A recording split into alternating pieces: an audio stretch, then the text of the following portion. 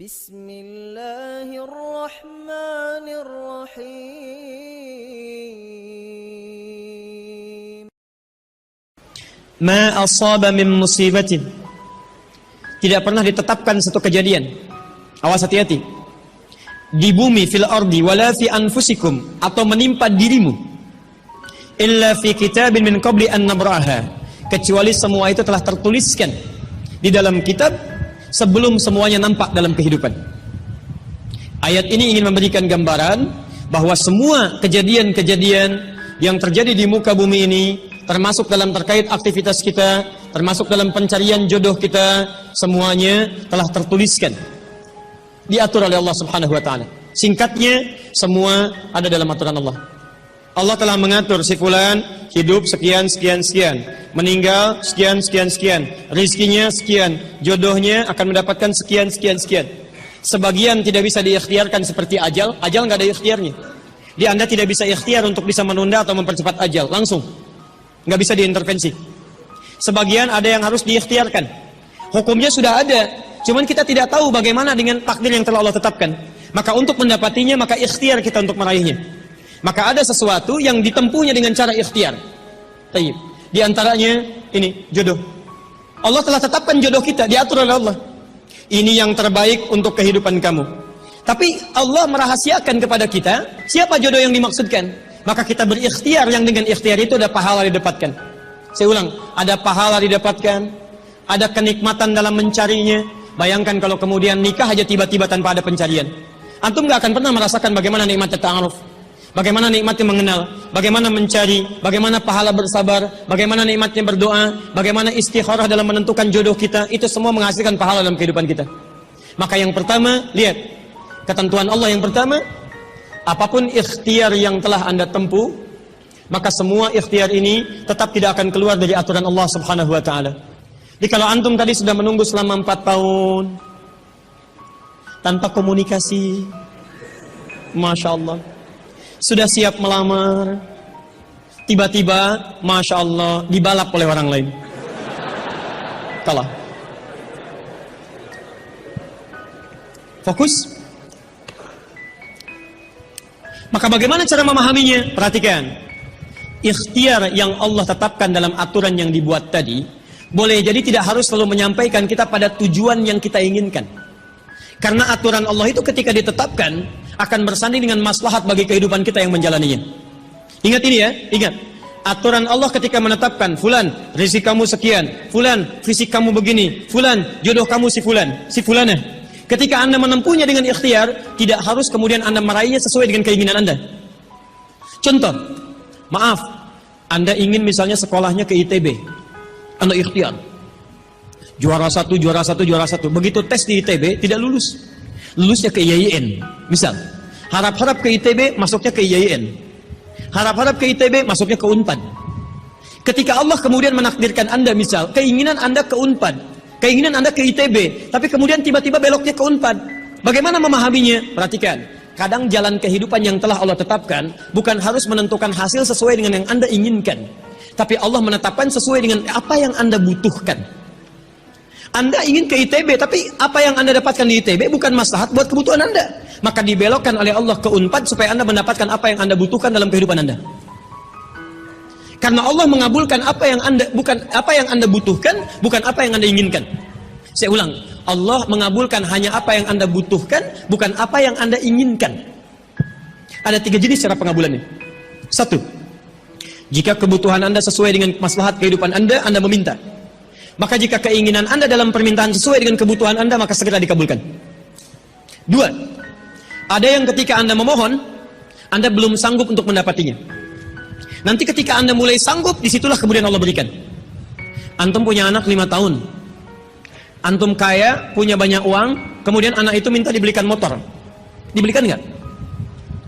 Uangnya ada, motornya siap dibeli. Anak baru 5 tahun, minta dibelikan motor, dibelikan nggak?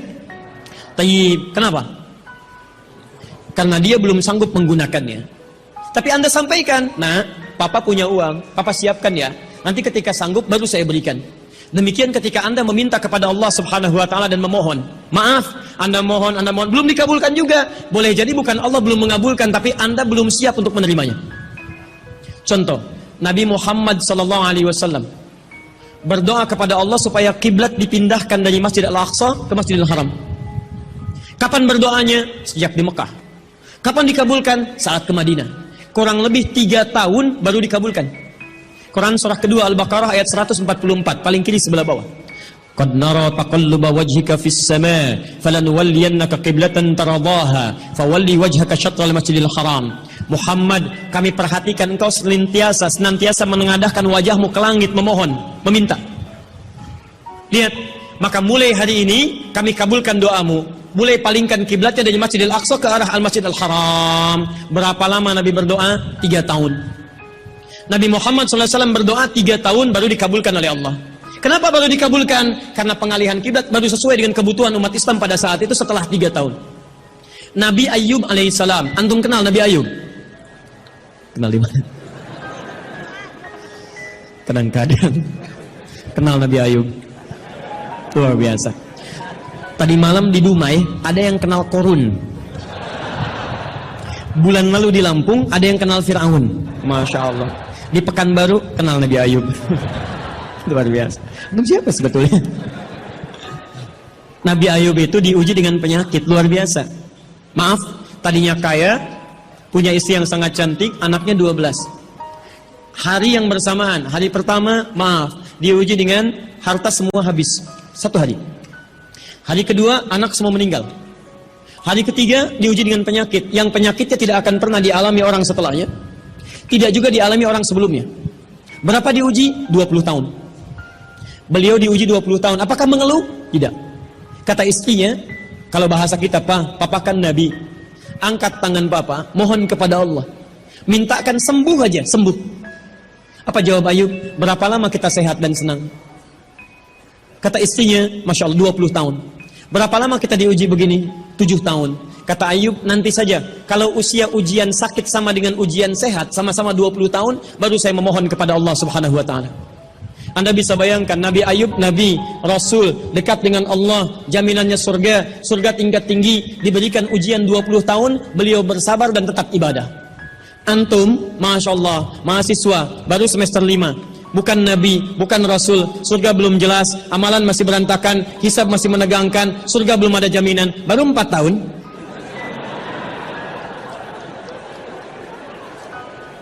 Itu yang terbaik buat antum. Yang terbaik. Jadi bukan berarti ketika Anda tidak mendapatkan dia, dunia hilang untuk Anda, tidak. Banyak boleh jadi itu hanya titian ajaran dari Allah supaya Anda merasakan bagaimana nikmatnya ta'aruf, supaya Anda belajar bagaimana mencari yang lebih baik lagi. Lihat kalimatnya, Quran surah ke-24 ayat 26. At-tayyibatu lit-tayyibin wat-tayyibuna lit-tayyibat al-khabithatu lil-khabithin, sebelumnya wal khabithuna lil-khabithat. Yang baik akan ketemu yang baik lagi, yang kurang baik bertemu dengan yang kurang baik lagi. Menurut Anda dia yang terbaik untuk Anda, menurut Allah dia bukan yang terbaik untuk Anda. Yang untuk Anda ada yang lebih baik lagi. Anda mau menghafal Quran, Anda mau menghafal hadis, maka Allah akan kirimkan kepada Anda yang bisa menjaga Quran dan hadis Anda. Kalau dengan 4 tahun belum bisa menjadikan Anda mendapatkan yang terbaik, tunggu. Karena yang terbaik itu lebih daripada yang mulia akan mendapatkan masa yang cukup panjang. Al-Bukhari menulis hadis 16 tahun, kitabnya abadi. Orang menulis kitab 16 hari belum tentu abadi. Jadi ketika Anda diminta menunggu dalam masa yang cukup lama, sebetulnya bukan masanya yang ditunggu, tapi di balik penungguan itu bukankah di situ ada pahala? Tadi Anda katakan Anda rajin berdoa, bukankah di doa itu ada pahalanya? Anda rajin tahajud, Anda bersabar, Anda bermohon, Anda istighfar. Jadi yang diinginkan oleh Allah dalam penantian 4 tahun itu bukan Anda menikah dengan calon Anda sekarang, tapi Anda mendapatkan pahala yang berlimpah. Dan dengan pahala itu Anda siapkan Quran Anda, hadis Anda untuk membimbing pasangan Anda berikutnya. Paham sampai sini? Baik, alhamdulillah. Jadi nggak usah kecewa ya, nggak usah kecewa. Baik, yang kedua, lihat kaidahnya supaya kita bisa sabar, ya, supaya bisa sabar. 2, Quran surah kedua ayat 286. La yukallifullahu nafsan illa, tidak mungkin Allah menguji seorang hamba kecuali dia sanggup untuk mengatasinya. Tidak mungkin Allah menguji seorang hamba kecuali dia sanggup untuk mengatasinya. Tolong baca kalimatnya dengan baik ya. Kalau Anda sedang punya masalah, seberat apapun itu, yakinkan kata Al-Quran, tidak mungkin masalah ini diujikan kepada Anda kecuali Anda sanggup. Jadi kalau Anda tidak sanggup, mustahil ujian ini titipan pada Anda. Jadi kalau Anda sekarang misal sedang punya ujian seberat apapun, itu tandanya cuman Anda yang sanggup, yang lain tidak sanggup. Makanya tidak diujikan kepada pemuda lain, cuman Anda, karena Anda yang sanggup menanggung bebannya. Orang lain mungkin sudah naik ke atas atap tuh, loncat, tidak. Anda tidak. Karena cuman Anda yang mampu, bukan orang lain. Ketika Anda mengatakan, ya Allah, kenapa mesti saya yang diuji? Kenapa mesti saya mengalami? Why me? Kata Allah, why not? Kenapa tidak? Cuman kamu yang mampu. Kamu yang harus dapatkan pahalanya, yang lain tidak. Cuman Anda yang jadi pemuda yang kuat, yang lain belum tentu. Tapi nggak usah terlampau bangga, langsung pulang dari sini bikin status. Memang cuman saya yang mampu. Masya Allah. Pekerjaan. Ya. Yang ketiga, tetap ikhtiar.